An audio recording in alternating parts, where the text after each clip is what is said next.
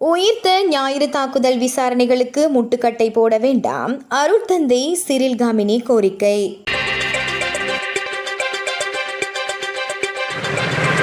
உயிர்த்த ஞாயிறு பயங்கரவாத தாக்குதல் தொடர்பாக தற்போது முன்னெடுக்கப்பட்டு வருகின்ற விசாரணைகளுக்கு எவ்வித இடையூறுகளையும் ஏற்படுத்த வேண்டாம் என அருட்தந்தை சிரில் காமினி இன்று கோரிக்கை விடுத்துள்ளார். இன்று நடைபெற்ற விசேட ஊடகவியலாளர் சந்திப்பில் கலந்து கொண்டு உரையாற்றும் போதே அவர் இதனை தெரிவித்தார். இது 300 உயிர்களை பறித்த ஒரு மிலேச்சத்தனமான தாக்குதல். உயிரிழந்தவர்களில் பெரும்பாலானோர் ஆராதனையில் கலந்து கொள்ள சென்றவர்கள். இதில் அனைத்து மதங்களையும் இனங்களையும் சேர்ந்தவர்கள் உள்ளடங்குகின்றனர். இது ஒரு திட்டமிட்ட மனித படுகொலை ஆகும்.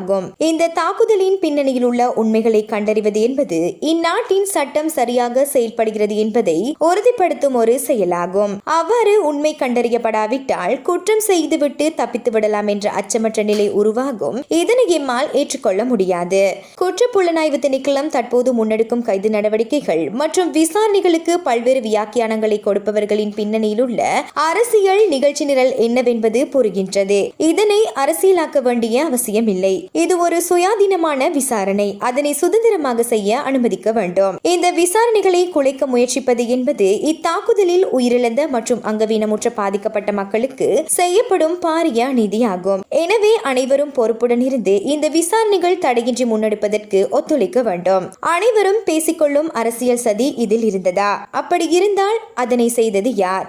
ஏன் இந்த தாக்குதல் நடத்தப்பட்டது? போன்ற கேள்விகளுக்கான விடைகளை நாம் அவசியம் கண்டறிய வேண்டும்.